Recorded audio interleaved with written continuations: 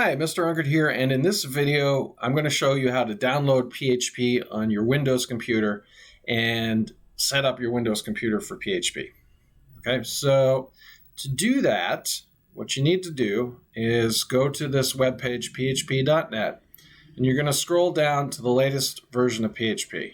You'll notice at the time of this, which is September 15th, 2020, they're having a PHP 8.0.0 beta 3 testing. It's available for testing. My web server where I put my websites on has PHP 7.4. So I would want to download that. And so I go to the downloads page here. And I want to do PHP 7.4.10. So I go to Windows Downloads. And I'm going to go to, I have a 64-bit computer, so I'm going to go to the thread safe and download the zip file. Okay.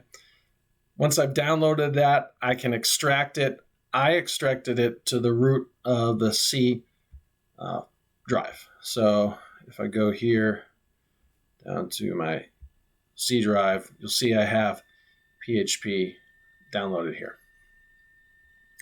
Okay, so once I've done that, then I can go into the search here and type env, and I can edit the system environment variables. And I want to go to environment variables, click on that. I'm going to go to the variables here and click edit. We're actually going to click on path, then click edit, okay?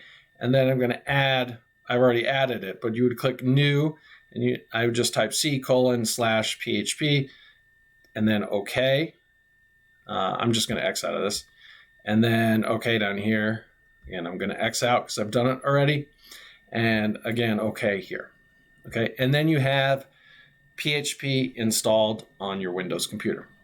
If you have any questions, please leave comments in the comments below. Otherwise, thank you for watching and have a great day.